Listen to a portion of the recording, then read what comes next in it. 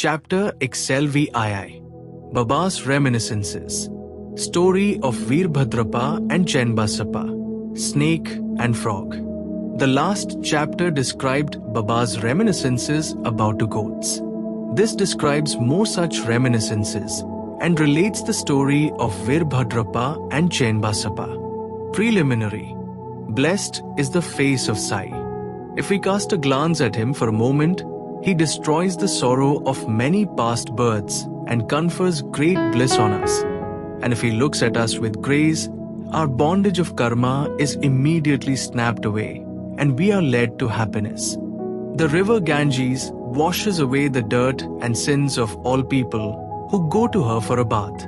But she intently longs for the saints to come to her and bless her with their feet and remove all the dirt, sins accumulated in her. She knows for certain that this accumulation can only be removed by the holy feet of the saints. Sai is the crest jewel of the saints. And now hear from him the following purifying story. The Snake and the Frog. Sai Baba said, "One morning after taking my breakfast, I strolled along till I came to a small river bank. As I was tired, I rested there, washed my hands and feet, and had a bath and felt refreshed.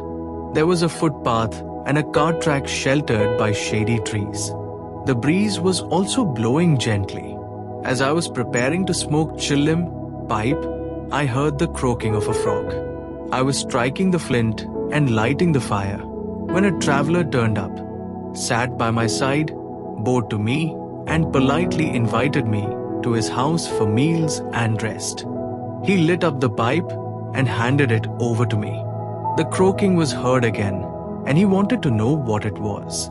I told him that a frog was in trouble and was tasting the bitter fruit of its own karma. We have to reap now the fruit of what we do in our past life, and there is no use in crying about it.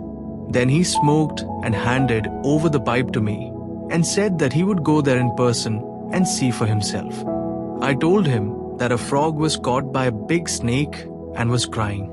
Both were very wicked in their past life and were now reaping the fruit of their actions in these bodies. He went out and found that a huge black serpent was holding a big frog in its mouth. He turned to me and said that in about 10 or 12 minutes the frog would be eaten up by the snake. I said, "No, this can't be. I am its father, protector, and I am here now. How shall I allow the snake to eat it up? Am I here for nothing? Just see how I release it." After smoking again, we walked on to the place. He was afraid and asked me not to proceed further as the snake might attack us. Not minding him, I went ahead and addressed the creatures thus. "O Veerbhadrappa, has not your enemy Basappa yet repented, though he has been born as a frog, and you too, though born as a serpent, still maintain bitter enmity against him? Fie upon you, be ashamed, give up your hatred now and rest in peace." Hearing these words, the snake left the frog quickly and dived into the river and disappeared. The frog also jumped away and hid itself in the bushes. The traveler was much surprised. He said that he could not understand how the snake dropped the frog and disappeared at the words uttered, "Who is Veerbhadrappa and who is Basappa, and what was the cause of their enmity?" I returned with him to the foot of the tree, and after sharing a few puffs of smoke with him, I explained the whole mystery to his as follows. There was ancient holy place sanctified by a temple of Mahadev about 4 or 5 miles from my place. The temple was old and dilapidated. The residents of the place collected funds for its repairs. After a large amount was collected, arrangement for worship was made and plans with estimates for repairs were prepared. A rich local man was appointed the treasurer and the whole work was entrusted to him. He was to keep regular accounts and be honest in all his dealings. He was a first-class miser and spent very little for the repairs, which consequently made very little progress. He spent all the funds, swallowed some amount himself, and spent nothing from his pocket. He had a sweet tongue and was very clever in offering plausible explanations regarding the poor and tardy progress of the work.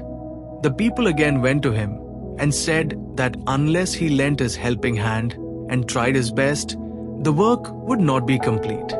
They requested him to work out the scheme and again collected subscriptions and sent the amount to him. He received it, but sat as quiet as before without making any progress. After some days, God, Mahadev, appeared in his wife's dream and said to her, "You get up, build the dome of the temple. I will give you 100-fold of what you spend." She told this vision to her husband. He was afraid that it would involve him in some expenses and therefore laughed it out, saying that it was a mere dream, a thing not to be relied and acted upon. Or else why did not God appear to him and tell him? Was he far off from her? This looks like a bad dream, having for its object the creation of a feeling between husband and wife. She had to remain quiet. God does not like big subscriptions and donations collected against the wishes of the donors, but he likes ever trifling amounts given with love, devotion, and appreciation. Some days after, God again appeared in her dream and said, "Do not bother yourself about your husband and the collections with him. Don't press him to spend any amount for the temple. What I want is feeling and devotion. So give, if you like, anything of your own." She consulted her husband about this vision and decided to give God her ornaments given by her father. The miser felt disconcerted and decided to cheat even God in this item. He undervalued the ornaments at 1,000 rupees and bought them himself, and in lieu of the amount, gave a field to God as endowment or security. The wife agreed to this. The field or land was not his own. It belonged to one poor woman named Dubki, who mortgaged it to him for 200 rupees. She was not able to redeem it for long.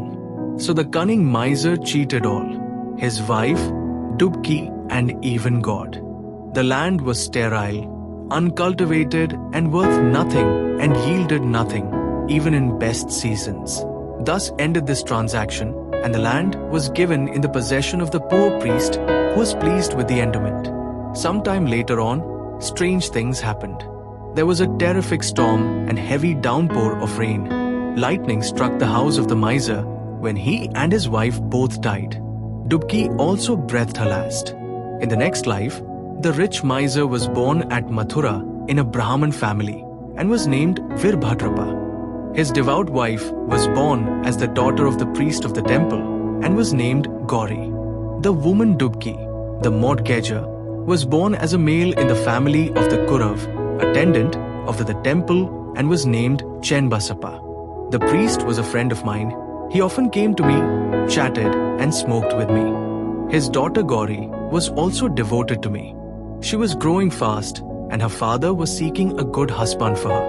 I told him not to worry about this, as the bridegroom himself would come seeking her. Then there came a poor boy named Virbhadrapa of their caste, wandering and begging his bread to the priest's house. With my consent, Gauri was given in marriage to him. He was also at first devoted to me, as I recommended his marriage with Gauri. Even in this new life, he was hankering after money and asked me to help him to get it, as he was leading a married man's life. Strange things happened. There was a sudden rise in prices. By Gauri's good luck, there was a great demand for land, and the endowment land was sold for 1 lakh of rupees, 100 times the worth of her ornaments. Half the amount was paid in cash, and the remaining was to be paid in 25 installments of 2,000 rupees each. All agreed to this transaction, but began to quarrel over the money. They came to me for consultation. I told them that the property belonged to God and was vested in the priest, and Gauri was his sole heiress and proprietress, and no amount should be spent without her consent, and that her husband had no right whatsoever to the amount. Hearing my opinion, Virbhadrapa was wroth with me and said that I wanted to establish Gauri's claim and embezzle her property. Hearing his words, I remembered God and kept quiet. Virbhadrapa scolded his wife, Gauri, and she came to me at noon and requested me not to mind the words of others and not to discard her as she was my daughter. As she thus sought my protection, I gave her a pledge that I would cross 7 seas to help her. Then that night Gauri had a vision. Mahadev appeared in her dream and said, "The whole money is yours. Do not give anything to anybody. Spend some amount for temple purposes in consultation with Chenbasappa. And if you want to use it for some other purpose, consult Baba in the masjid, myself. Gauri told me the vision, and I gave her the proper advice in the matter. I told her to take the principal or capital amount to herself, give half the amount of interest to Chenbasappa, and that Veerbhadrappa had nothing to do in the matter. While I was thus talking, both Veerbhadrappa and Chenbasappa came there quarreling. I tried my best to appease them and told them God's vision to Gauri. Veerbhadrappa got wild and angry and threatened to kill Chenbasappa, cutting him to pieces. The latter was timid. He caught my feet and sought my refuge. I pledged myself to save him from the wrath of his foe. Then after some time Veerbhadrappa died and was born as a snake, and Chenbasappa died and was born as a frog. Hearing the croaking of Chenbasappa and remembering my pledge, I came here, saved him, and kept my word. God runs to his devotees for help in times of danger. He saved Chenbasappa, the frog, by sending me here. All this is God's leela or sport. The moral of the story is that one has to reap what one sows. And there is no escape unless one suffers and squares up one's old debts and dealings with others. And that greed for money drags the greedy man to the lowest level and ultimately brings destruction on him and others. Bow to Shri Sai, peace be to all.